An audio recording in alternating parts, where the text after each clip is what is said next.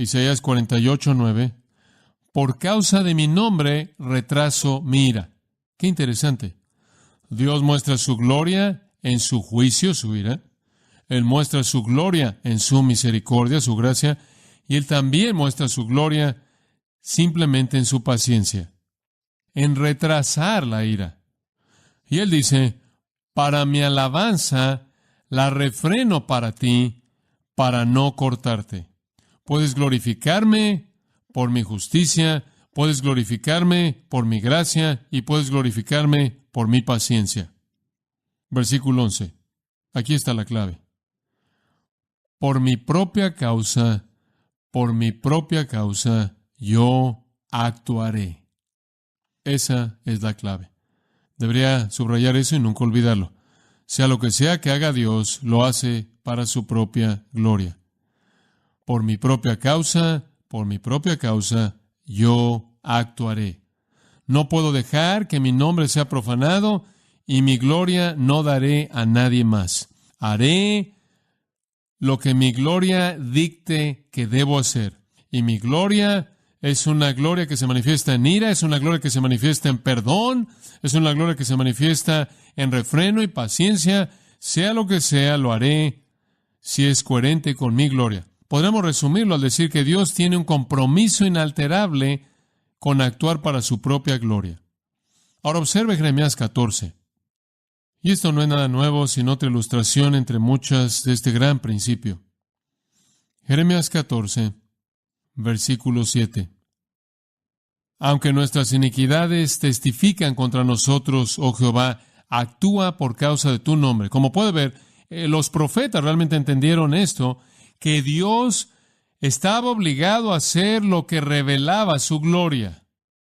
Eso es lo que Él hizo. Nuestras iniquidades testifican contra nosotros, pero, oh Señor, actúa por causa de tu nombre. ¿Qué está diciendo Él? Perdónanos, porque eso también mostrará tu gloria.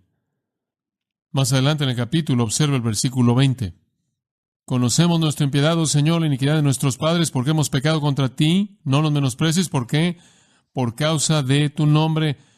No menosprecies el trono de tu gloria. Acuérdate y no anules tu pacto con nosotros. En otras palabras, lo que están diciendo es, Dios, tú hiciste una promesa a esta nación, no puedes dejarnos en este tipo de situación, tienes que regresar, tu gloria está en juego. ¿Qué aspecto de su gloria? No su ira, no su gracia, no su paciencia, sino su fidelidad, su promesa, porque Él hizo un pacto. Hazlo por causa de tu nombre. No menosprecies, no traigas desgracia al trono de tu gloria. Acuérdate y no anules tu pacto.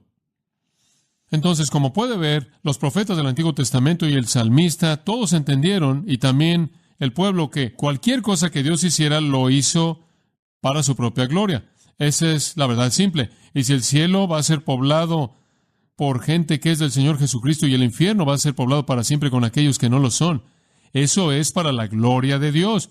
Y si Dios escoge salvar a algunos y no a otros, eso es para la gloria de Dios.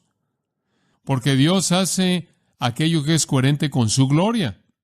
En Romanos, capítulo 1 y versículo 5, Pablo dice que la gracia de Dios que lo llamó a ser un apóstol, mediante la cual él predicó el evangelio que trajo obediencia a la fe entre las naciones, al final del versículo 5, fue por causa de su nombre. De nuevo, la salvación es para la gloria de Dios. Tercera de Juan, esa pequeña epístola, dice en el versículo 7, salieron por causa del nombre, predicaron el evangelio por causa del nombre, para la gloria de Dios. La salvación es para la gloria de Dios, la venganza es para la gloria de Dios, la paciencia es para la gloria de Dios, la fidelidad es para la gloria de Dios. Todo aspecto de la naturaleza de Dios muestra su gloria, y usted no puede aislar un atributo de Dios y dejar que borre los demás. Entonces Dios amará, pero al amar, Él no va a afectar su juicio. Al mostrar compasión, Él no va a eliminar su justicia. Dios es Dios, y Dios va a actuar de manera coherente y perfecta y pura, con santidad absoluta, de tal manera que es coherente con toda característica que Él posee. Entonces, para los propósitos de su gloria eterna, Dios hace lo que Él hace, sea para salvar pecadores o condenarlos. Podemos decirlo de esta manera. Mientras que Dios ama al mundo, mientras que Dios no quiere que nadie perezca, mientras que Dios no se agrada de la muerte del impío, mientras que Dios siente compasión hacia todos aquellos que mueren en sus pecados, mientras que Dios ofrece advertencias de juicio y una invitación del Evangelio al mundo entero, al final, Él todavía será glorificado por la condenación de pecadores. De lo contrario, no lo haría, porque Él siempre hará aquello que le da gloria. Su amor sincero y legítimo y real hacia los pecadores no está separado de su gloria definitiva. Su gloria definitiva demanda que Él nos salve a todo mundo. De lo contrario, lo haría. Dice usted, bueno, entonces, ¿cómo es que su amor puede ser real? Bueno, un juez humano podría tener una compasión sincera hacia un criminal culpable, compasión sincera, una ternura real, sin embargo, verse forzado a ejecutarlo para mantener en alto el estándar de justicia. Como puede ver, el implementar la justicia no necesariamente elimina la compasión. Usted puede llorar por alguien a quien usted ama, mientras que al mismo tiempo mantiene en alto el estándar de justicia. R.L. Dabney escribe acerca del juez Marshall, quien escribió un libro titulado La vida de Washington, de hecho varios volúmenes de la historia de George Washington, y una sección en esa obra de Washington trata con el mayor André, un hombre famoso que usted recuerda, y Marshall, al escribir acerca de Washington, dijo esto: quizás en ninguna ocasión de su vida el comandante en jefe obedeció con más resistencia los mandatos fuertes del deber y la política. Fin de la cita. En otras palabras, él sintió compasión y amor y afecto hacia el hombre, pero el estándar de justicia tuvo que ser mantenido en alto para mantener la integridad de su cargo y la dignidad de su persona. Acerca de ese incidente, Dabney comenta: en este ejemplo histórico tenemos estos hechos. Washington tuvo poder total para matar o salvar una vida. Él era el comandante en jefe. Sin embargo, él firmó su sentencia de muerte con decisión espontánea. Él sigue diciendo: toda decisión racional es regulada por la disposición dominante, subjetiva y motivada por su propio motivo subjetivo, pero ese motivo es un complejo, no una modificación simple de espíritu. Fin de la cita. Eso está bien expresado. Emitir ese tipo de juicio no significa que lo único que sintió fue justicia. Hubo un complejo de motivos, un complejo de actitudes, pero el resultado final fue el resultado que fue el más importante de esos. Dabney sigue diciendo: el motivo de una sola decisión puede ser complejo, involucrando muchas consideraciones intelectuales de prudencia o política justa y varias situaciones distintas, inclusive que compiten, de los poderes optativos. Y la voluntad de Washington en firmar la sentencia de muerte de André no emanó del hecho de que su compasión estaba afectada o era carente, sino del hecho de que fue racionalmente lo más importante en medio de un complejo de juicios superiores y propensiones de sabiduría, deber, patriotismo, indignación moral. Él dice: la compasión fue real, pero refrenada por elementos superiores de motivo. Washington tuvo el poder, la facultad oficial y corporal de perdonar al criminal, pero no tuvo la misma fuerza de justicia. Fin de la cita. Y Dios tiene ese complejo de motivos que al final debe manifestar justicia, no en todo caso, pero en algunos a su propia discreción. Ahora, esto debe ser obvio para cualquier persona que piensa y que ve la Escritura. Es obvio que Dios busca su propia gloria, ¿verdad? Es obvio que todo lo que Él hace es para su gloria. Su gloria es la manifestación de la plenitud de quién es Él. Por lo tanto, Él va a recibir gloria en la ira como también en la gracia. Entonces Él va a hacer lo que manifiesta gracia como también ira. Vemos eso a lo largo del Antiguo Testamento. Algunas personas viven y son perdonadas y algunas son matadas por Dios directamente en su pecado, ¿verdad? Y Dios tomó esas decisiones y fue glorificado en cualquiera de los dos casos. Cuando Él juzgó y destruyó a gente en Israel, eso le dio gloria. Cuando Él perdonó y lo restauró, eso le dio gloria. Y el punto es que Dios será glorificado en todas esas maneras. Ahora, hay algunas personas que no quieren aceptar eso y entonces este es el escenario que inventan. Dios ama a todo mundo tanto que Dios quiere que todo mundo sea salvo. Y Dios está llamando a toda persona para que sea salva, Pero el poder para ser salvo no es de Él, está en el hombre. Y el hombre se rehúsa a ejercer ese poder. Él se rehúsa a dar ese paso y tomar esa decisión porque él ama su pecado. Y su pecado es más poderoso que Dios. ¿Verdad? ¿No tendría usted que concluir eso? Dios quiere que todo el mundo sea salvo y el poder está en el hombre. Y Dios quiere que sea salvo y Dios hace lo que puede para que sea salvo, pero no se salvan. Y por lo tanto lo que está operando en ellos es más poderoso que Dios. Y después usted tiene que añadir otro componente. Y dicen, también la dificultad es que Satanás está haciendo un esfuerzo de por vida para evitar que la persona crea.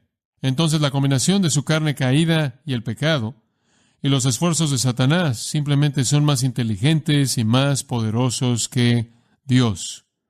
No puedo aceptar eso.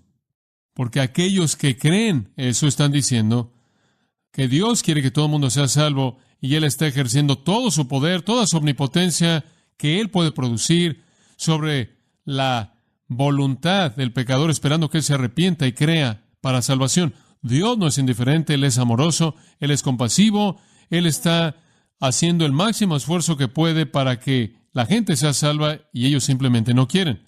Ahora, dicha perspectiva salva la sinceridad de Dios, salva el amor de Dios a expensas del poder de Dios y la soberanía de Dios.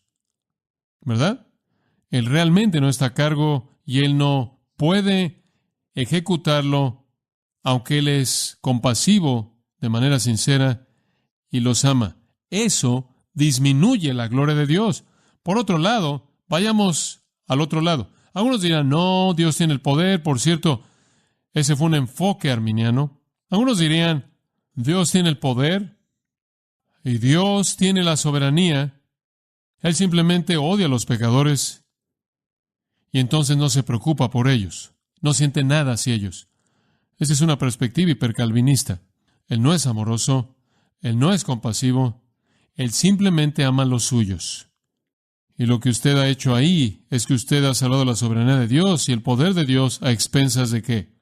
Del amor, la compasión de Dios. Usted tampoco puede hacer eso, porque la Biblia está repleta de evidencia de que Dios ama y es compasivo. ¿De qué otra manera explica las lágrimas de Jesús? Lucas 19:41, cuando Él lloró por Jerusalén. ¿Cómo explica las lágrimas de Dios que fueron lloradas por los ojos de Jeremías? ¿Cómo explica usted las lágrimas de Pablo? Dios ama, y Dios es compasivo, y Dios se entristece, y Dios se duele, porque Él se preocupa por los pecadores. Su compasión es real, su amor es real, pero eso no significa que Él salva a todo mundo. Porque la compasión y el amor son superados por asuntos de mayor peso en el propósito eterno de Dios. Dios verdaderamente tiene compasión, pero esa compasión es equilibrada por motivos superiores, de tal manera que aunque tiene compasión del pecador, no salva al pecador porque si quisiera hacerlo, lo haría. La mente sabia de Dios puede ver la multiplicidad de asuntos en su reino enorme, y Él tiene buenas razones y motivos para hacer cada cosa que Él hace, acciones para las cuales no tenemos ni el más mínimo nivel de entendimiento. No tenemos idea por qué, pero sabemos esto. Su gloria definitiva no es agradar a la mayoría evangélica. Su gloria definitiva no es el mayor nivel de bienestar entre sus criaturas. Su gloria definitiva es ¿qué? Su gloria. Y no conocemos todas las maneras en las que Dios pueda considerar que su gloria es promovida de la manera más excelsa. Lo único que podemos decir es esto: lo que Dios hace en salvar, lo que Él hace en condenar, lo que Él hace al elegir, lo que Él hace al rechazar, es lo mejor, lo que más contribuye a su gloria, más allá de cualquier otra cosa y de manera independiente de cualquier otra consideración. El propósito de Dios no consiste en hacer que la mayoría de los pecadores en el universo sean felices. Su propósito es glorificarse a sí mismo. Y Dios puede ver en su omnisciencia una razón divinamente racional para cada cosa que Él hace, aunque no podemos verlo todo. Dios sabe, y hace lo que le trae gloria a Él. Y obviamente, Él es glorificado cuando vasos son aptos para ira, así como cuando vasos son preparados para gloria. Un monarca, digamos, un rey benevolente, tiene 2 homicidas delante